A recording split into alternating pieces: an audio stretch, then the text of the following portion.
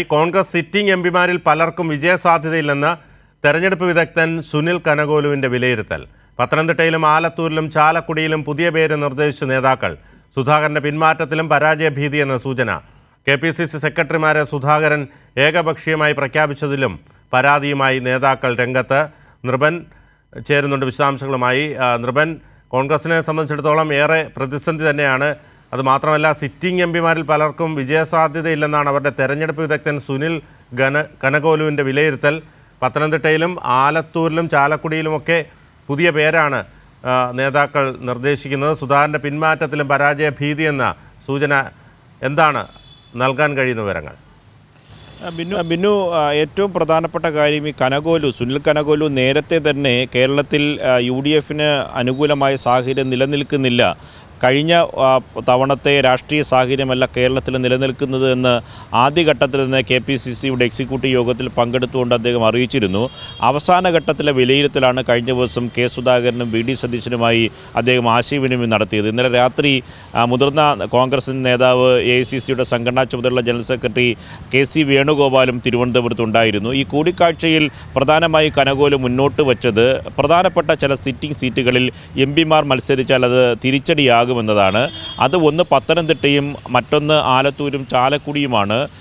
ഈ രാജ്ഭവൻ ഉണ്ണിത്താൻ മത്സരിക്കുന്ന കാസർഗോഡ് സീറ്റിനെ സംബന്ധിച്ചും ആശങ്ക പറയുന്നുണ്ട്. അതുകൊണ്ട് പല സീറ്റുകളിലും മാറേണ്ടി വരും. LDF സ്ഥാനാർത്ഥി പ്രഖ്യാപനത്തിന് ശേഷം വലിയ തരത്തിൽ മാറ്റം UDFിൻ്റെ സ്ഥാനാർത്ഥി സിറ്റി മണ്ഡലങ്ങളിൽ വരുത്തേണ്ടി വരും. നിലവിലുള്ള സാഹചര്യങ്ങൾ അനുകൂലമല്ല എന്നതാണ്. കണ്ണൂരിൽ കെ സുധാകരൻ LDF സ്ഥാനാർത്ഥി പ്രഖ്യാപനം വന്ന ശേഷം കണ്ണൂരിൽ സുധാകരൻ്റെ കാര്യവും ആശങ്കയിലാണ്, അനിശ്ചിതത്വത്തിലാണ് എന്ന തരത്തിലുള്ള റിപ്പോർട്ടും വരുന്നുണ്ട്.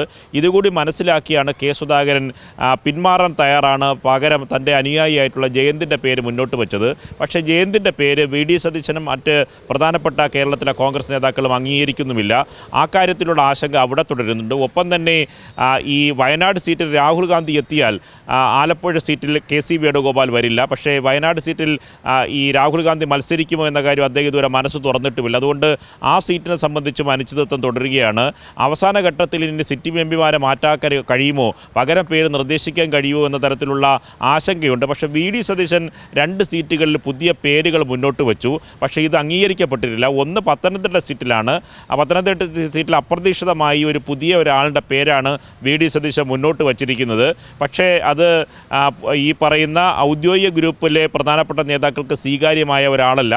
അത് അംഗീകരിക്കാനുള്ള സാധ്യതയില്ല. പക്ഷേ VD സതീശൻ ആ പേര് മുന്നോട്ട് വച്ചിട്ടുണ്ട്. മറ്റൊന്ന് ഞെട്ടിച്ചത് ചാലക്കുടിയിൽ ഈ പേര് വന്നപ്പോൾ തന്നെ ഈ കനകോലുവിൻ്റെ റിപ്പോർട്ടിൽ ചാലക്കുടി സീറ്റിനെ സംബന്ധിച്ച് ആശങ്ക പറഞ്ഞുകൊണ്ട് തന്നെ ഉടൻ തന്നെ VD സതീശൻ ഈ ബെന്നി ബെഹനാനെ മാറ്റി പകരം മറ്റൊരാളുടെ പേര് മുന്നോട്ട് വെച്ചു. ബെന്നി ബെഹനാൻ എന്ന് പറയുന്നത് പരമ്പരാഗത A ഗ്രൂപ്പിൻ്റെ തുടർച്ചയായി നിൽക്കുന്ന A ഗ്രൂപ്പിൻ്റെ പ്രധാനപ്പെട്ട നേതാവാണ്. അദ്ദേഹം നിലവിലുള്ള ഔദ്യോഗിക നേതൃത്വമായി സന്ധി ചെയ്യാതെ മാറി നിന്നുകൊണ്ട് A വിഭാഗം എന്ന നിലയിൽ തന്നെ ഉറച്ചു നിൽക്കുന്ന നേതാവാണ്. അതുകൊണ്ട് ബെന്നി ബെഹനാനെ പെട്ടെന്ന് മാറ്റുക പ്രായോഗികമല്ല. എങ്കിലും ഈ 2 സീറ്റുകളിലും VD സതീശൻ പുതിയ പേര് മുന്നോട്ട് വെച്ചു എന്നതാണ്. അതുകൊണ്ട് ബിനു നേരത്തെ പറഞ്ഞതുപോലെ അവസാന ഘട്ടത്തിൽ സ്ഥാനാർത്ഥി നിർണയം വൈകുന്നു. LDF സ്ഥാനാർത്ഥികളെ മുഴുവൻ പ്രഖ്യാപിച്ച് ഒന്നാം ഘട്ട പ്രചരണത്തിലേക്ക് LDF കടന്നു കഴിഞ്ഞു. ആ ഘട്ടത്തിൽ ഇനി സിറ്റിംഗ് എംപിമാരെ മാറ്റണമെന്ന കനകോലിൻ്റെ റിപ്പോർട്ട് കൂടി വന്നതോടുകൂടി വല്ലാത്ത ആശങ്കയുണ്ട്. ഒപ്പം തന്നെ MPമാർക്കും ഇക്കാര്യത്തിൽ തങ്ങളിൽ ആരാണ് വാഴുക, ആരാണ് വീഴുക എന്ന ആശങ്ക MPമാരെ സംബന്ധിച്ചും ഈ പറയുന്ന മണ്ഡലങ്ങളിലൊക്കെ ഉണ്ടാകുന്നുണ്ട്. അതുകൊണ്ട് സീറ്റുകളെ സംബന്ധിച്ച് ഇപ്പോൾ ഇനി സിറ്റിംഗ് എംപിമാരെ മാറ്റുകയാണെങ്കിൽ പകരം പേര് നിർദ്ദേശിക്കേണ്ടി വരും.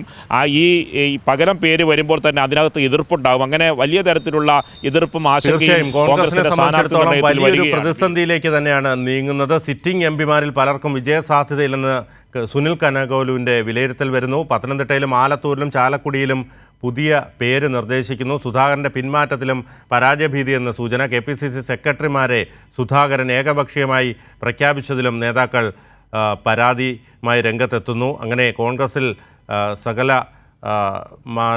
പ്രശ്നങ്ങൾക്കും അല്ലെങ്കിൽ പല ആശയക്കുഴപ്പങ്ങൾക്കും സാക്ഷ്യം വഹിക്കുന്ന ഒരു കാഴ്ചയാണ് കാണാൻ കഴിയുന്നത്. നൃപൻ ചക്രവർത്തിയാണ് വിശദാംശങ്ങൾ നൽകിയത്.